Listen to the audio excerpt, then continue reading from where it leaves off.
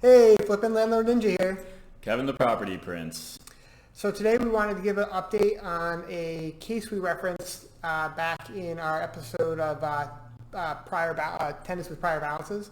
So I'll kind of let Kevin kind of jump in on that. Well, yeah, if you remember, it was the one where this tenant had actually contacted our office with a pretty, I guess, pissed off voicemail that we had actually taken her to court and gotten a judgment against her for a pretty significant balance that they had actually owed, and she was just indignant. How dare we? Yep. You know, like a 4,000-ish balance? Yeah, this is a significant balance, Yeah. and like we had referenced in the video, there's an important reason why you actually go through the whole process and not just stop once they actually leave. That you actually want to finalize and get your judgment.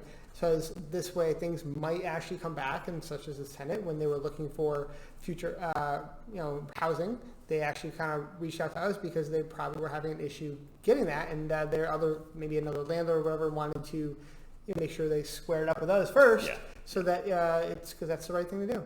Yeah, 100%. It's one of a couple of very simple options. Basically, this tenant, she was either looking for housing and applied, and the new landlord she was applying through actually did the right thing, did their homework, found out that they owed somebody. I think the balance, the judgment itself was, we'll say $3,400 Sure. just for the purpose Whatever, of the video. I think yeah. it was about $3,400.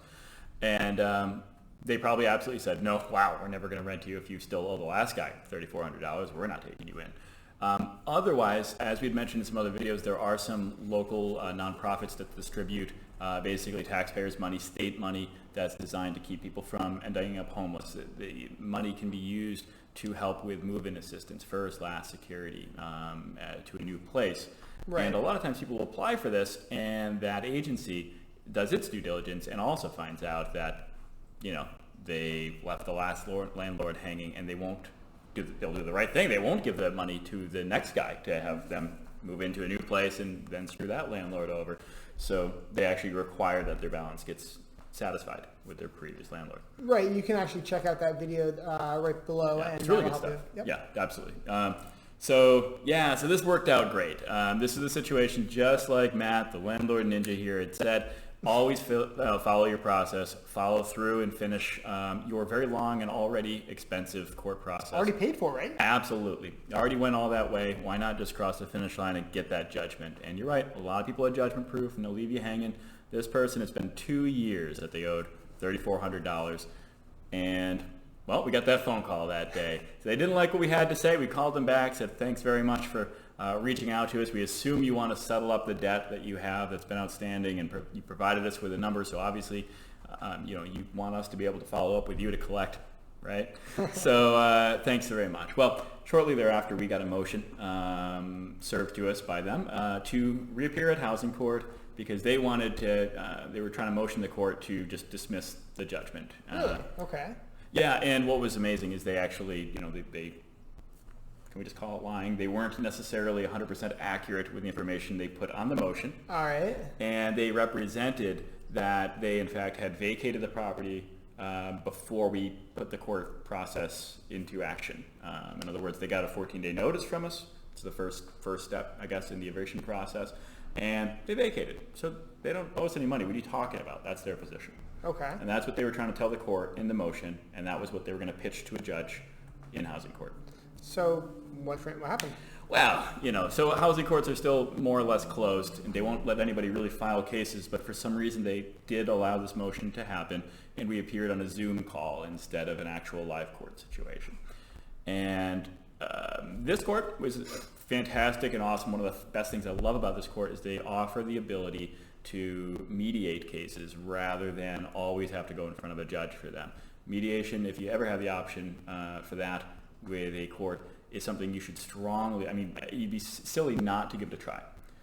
Mainly because it's not something that's binding. You don't have to participate in it. You can stop and still retain your ability to go through with a judge. Yeah, I think we can definitely do another video all about mediation. The video ideas, they just keep rolling in. You got it. We're just going to keep having these videos for years to come. Oh my God, people are going to get sick of that. I think they already are. Good point. Yeah. So anyway, so we we agreed to do a quick mediation. We had this lady dead to rights. I mean, we took her through the court process. She actually didn't appear for the hearing back 2 years ago when it took place. She had been served. Everything was done properly. She just failed to appear. She got a default judgment. She was then notified of that default judgment, failed to appeal it, failed to do anything for it, and 2 years ticked by before she decided to take action.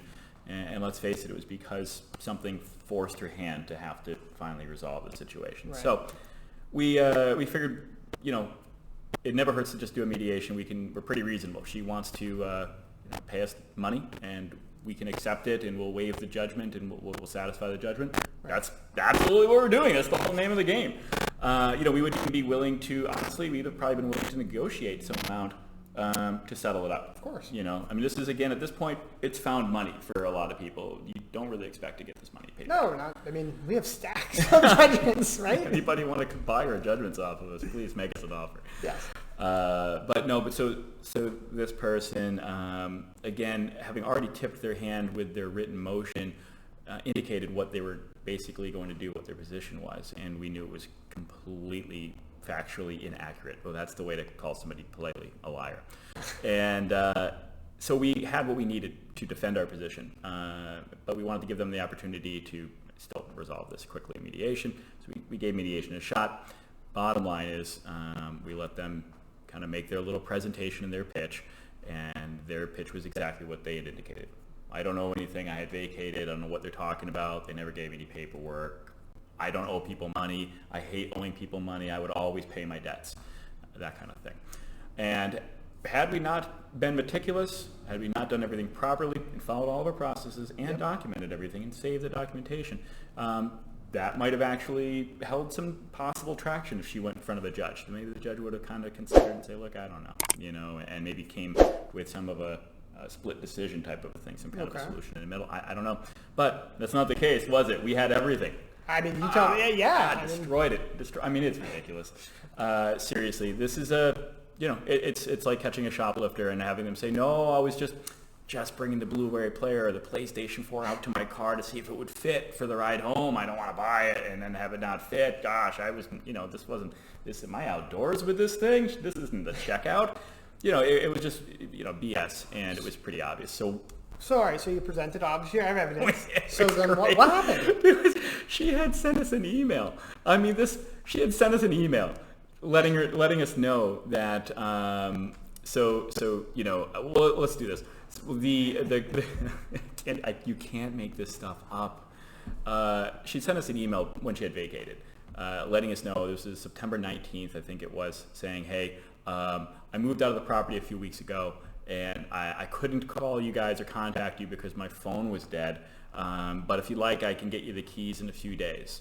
So that was basically, we have a time-stamped email of when she actually stated she had vacated. Right.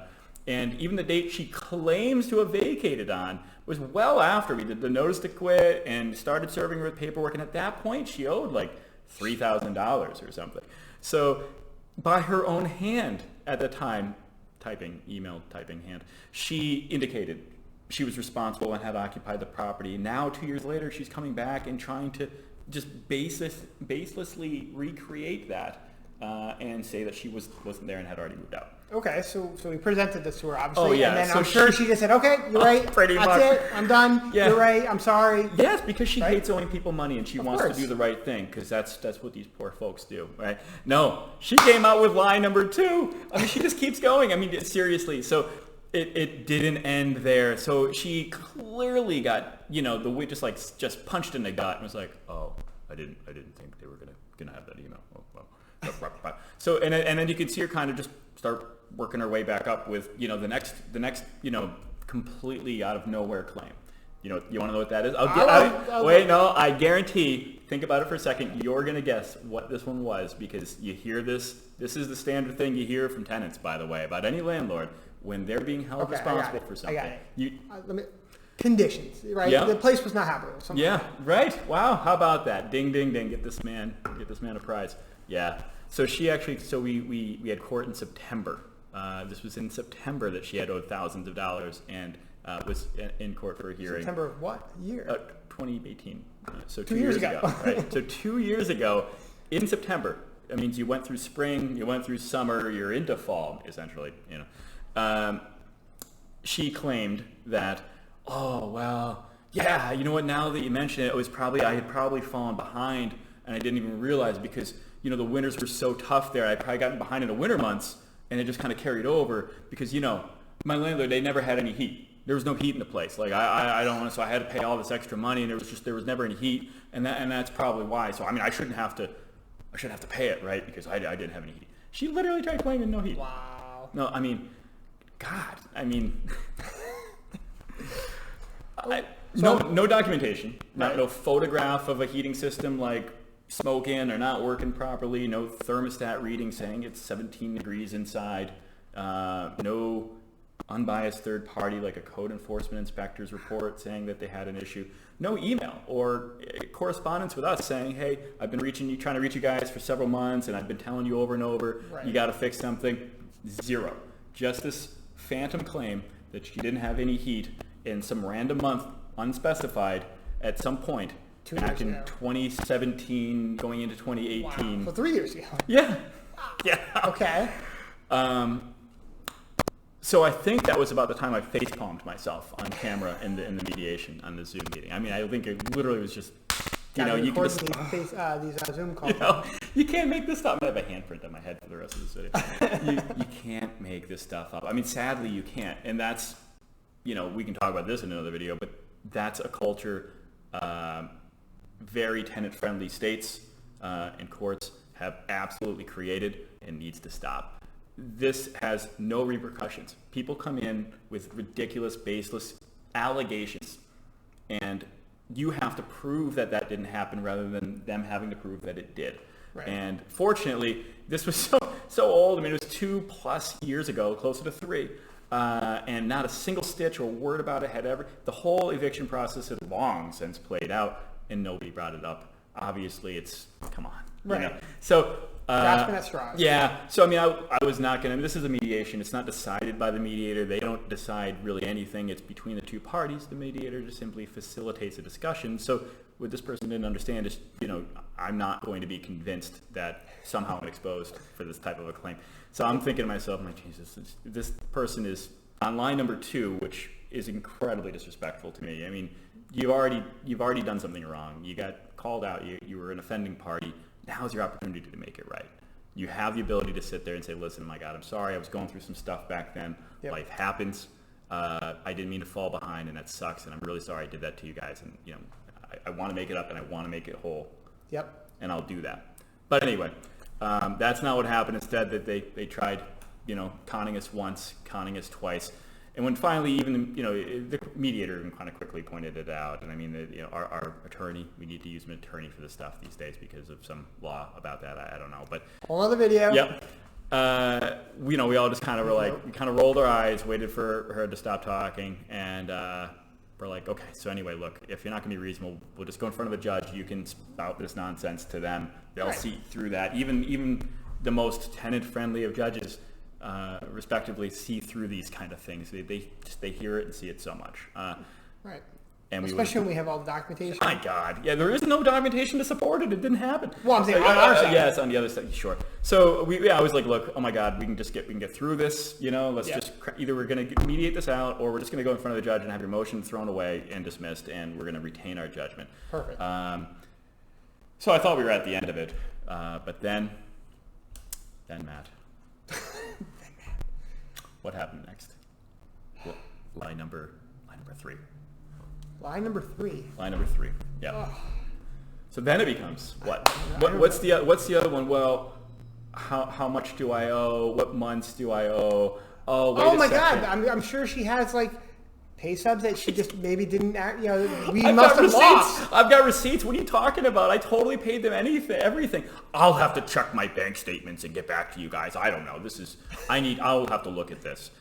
Lady, you had 2 years. You had 2 years to check your bank statements. You had at least the weeks you had when you filed the motion to when we showed up for this thing to have checked your bank statements. What? We're here in court ready to go. What are you doing? We're okay. Do you don't have your bank statements? So the old claim of, no, I totally paid him. I don't know, I got receipts. I totally paid you. It got lost in the mail. Wow. I'm not sure you guys lost it at the office. And again, somehow our fault. Of course. Somehow our fault. So it's That our fault landlord. because they didn't have any heat. My landlord no fix nothing. That's the phrase, by the way. You've heard it, right? I have my bank statement, my receipts. Yep. That kind of thing. Or simply rewriting history. I didn't live there. I don't know this much. Yep, exactly. I had done the right thing. And What I are you moved. talking about? Yeah. So when all that stuff didn't pan out, somehow there was yet a fourth way. You won't get this one. There was a fourth way that we somehow were wrong, and we wronged them, and these people were the victim, and it's our fault. The landlord's fault that this person has owed $3,400 for years. Why is it that it's our fault that they couldn't pay and didn't pay? You won't get it. I'll tell you why. Because I'm baffled, actually. yeah, so when I moved in, I had a job that I had been laid off a couple of times with, and so the landlord knew that they would have to be flexible and work with me, meaning go without getting paid for whatever lengths of time. We had to give them free services? What? Yep, absolutely. Apparently, That was some kind of agreement. You made this agreement with her at the beginning? no, nobody does. Nobody would. Why in the world would anybody rent to somebody that financially unstable? You don't. So bottom line is they convince you that they're financially stable, that they're not a risk or a minimal risk over everybody else, and that they'd be a better tenant than other candidates. Part of your screening process. Right. Another video. Based on all that, we then, of course, accept them. Not the other way around. They don't say, gosh, I get laid off every couple of months, and sometimes you'll have to just wait a few extra months for your rent. I'll catch it. Nobody says that. Nobody would do that. It's laughable. This person legit said, it's their own fault. They knew that I would have income issues sometimes. They should have worked with me. They never should have rented to me if they had a problem with me being a few $1,000s behind sometimes. It's their fault for renting to me. Why should I have to pay them? Wow. Swear to God.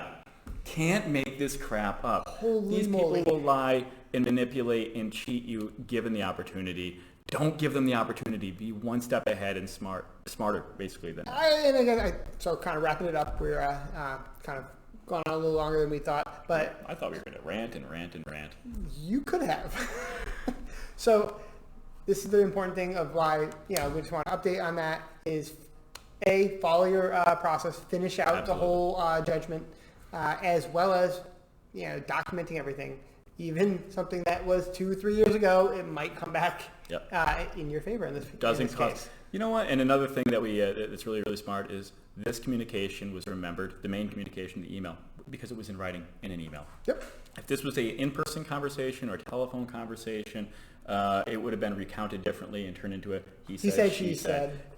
Get the stuff in writing and do it through email. Coach and train your people to be communicating with your rental office or you in some kind of electronic method. Yeah, honestly, and at the very least, if you do have a phone conversation, it gets written down and logged in some kind of property management software, something like that. Absolutely. So when There's some you can just print credibility. it out and be like, there's credibility there. Yep. When you say literally, Your Honor, I had this conversation, I remember it vividly, this is what I said, this is what took place, this is when it happened, and here are my notes reflecting that. Exactly.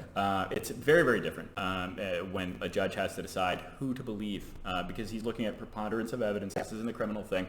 Should be. It isn't a criminal thing, but it's literally theft. And these folks are accorded so much leeway with their claims. I've never seen it in any other business or service or product. When somebody walks out of a store with something they didn't pay for, there's no giving them all sorts of leeway and no, pay for it or we're calling the cops. Like, are you kidding me? It Right. shouldn't be that much different with this, but it is. So, and honestly, there are a lot of people that will get evicted or have to leave a property because they fell on hard times. Life happens, things go poorly. The good people, will try to make restitution at some point. Oh yeah, and once again, we're fine with talking with them and trying to Absolutely. work something out. That's Absolutely. not a problem. No, absolutely. And I think to the tenants out there, please communicate with your landlord. That's the important thing. Don't right. just ignore them or. That's the worst thing you can do. Yeah. And it's incredibly disrespectful. Not only do you owe somebody a incredible amount of money in some cases, but then you literally try to ignore them or take advantage of them further. Yep. Incredibly disrespectful. But bottom line is, if you're a landlord, I love it when somebody says, "Hey, I did something, I made something wrong, or I was in a strong, in a tough spot." Yep. And I'm trying to make it right. That shows a lot of character. Yep. That's somebody that I would actually look at continuing to rent to if they were still a current tenant. I would say, exactly. wow, they fell behind before, they caught up, they came from behind. They're, open, honest. Yeah. They're not trying to call code enforcement or do something wrong, say the heat's not working. My landlord no fix nothing. Exactly. Or we expected them to fall on hard times and not pay because we offer free services here. Yeah, please rent to me. We're not a charity, by the way. Not a charity. I can't believe it. Unbelievable. I wish I could say it's unbelievable, but it's scripted. This stuff is like not unusual. He guessed most of the ones that she was going to say. I mean, that's how it goes. So, I love providing homes for people. This is literally what we like doing. It's one of the things we like doing is providing homes to people. We don't want to take homes away from people. We want to give people houses and places to live. And we have a lot of great tenants. We absolutely and that are awesome. But unfortunately, there are a few bad apples in the bunch, so to speak. A few dozen. 100 dozen. A few hundred dozen. I don't know. No, but seriously, it really does. The bad ones like this will obviously change your outlook on things, and will certainly destroy your survivability in this field. Hence why the bad ones you need to prepare for so that you can survive these storms. Yep, we were prepared. We were documented. We did everything right. We crushed it. Yep.